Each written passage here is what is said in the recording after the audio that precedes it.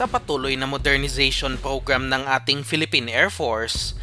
nabalitaan natin itong nakaraan na nakapili na ang ating Air Force ng kanilang magiging susunod na totoong fighter jets na kayang dumepensa sa ating airspace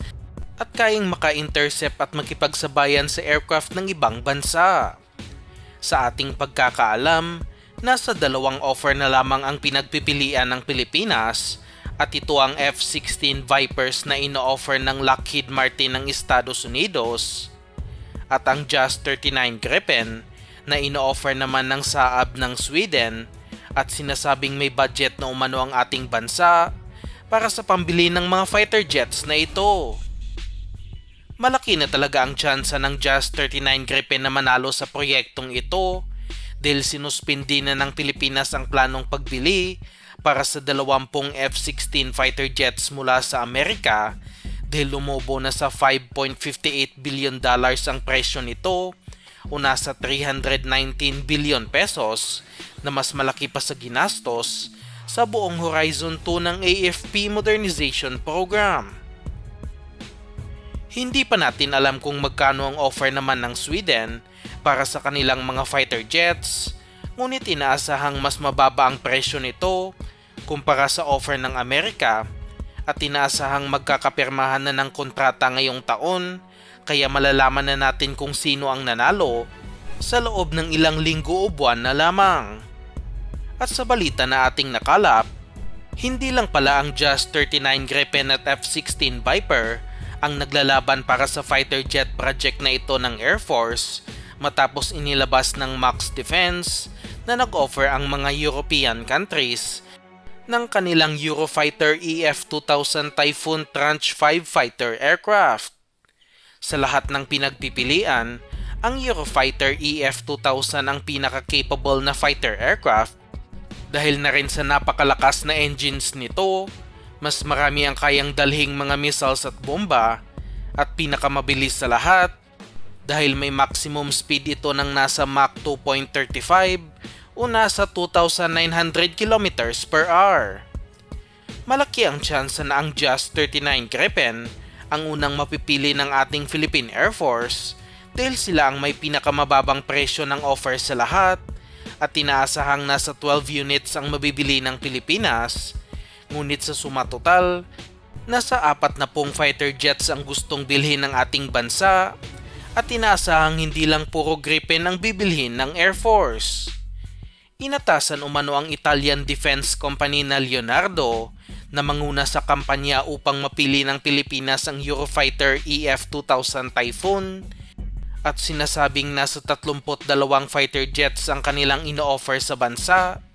at maraming klaseng missiles ang kasama sa offer na ito. Kabilang na nga dito ay ang sikat na MBDA Meteor Beyond Visual Range Air-to-Air Missiles na may range na aabot sa 200 kilometers,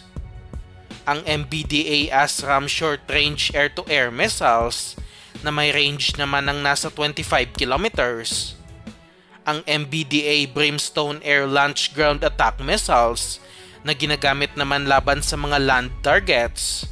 at ang Storm Shadow Air Launch Cruise Missiles na may range na aabot sa 550 kilometers. At dahil nga sa maraming kasama sa package na ito, at alam naman natin na kahit ang Eurofighter EF-2000 lamang ay hindi basta-basta ang presyo, kaya magiging malaking balakid sa Pilipinas upang makuha ito ay ang kawalan ng pondo, ngunit inaasahan na rin naman ito ng European countries. Upang mapagaan ang pagbabayad ng Pinas para sa mga fighter jets, mas palalawigin ng ilang taon ang installment para sa mga ito upang hindi masyadong mabigat ang taunang babayaran ng Pilipinas at inaasahan din na tutulong ang Europa upang mapondohan ito. Hindi basta-basta ordinaryong fighter jet lamang ang Eurofighter EF-2000 Typhoon dahil isa itong sophisticated state-of-the-art aircraft at kaya nitong makipagsabayan sa mga sikat na stealth fighters ng Amerika pagdating sa close-range combat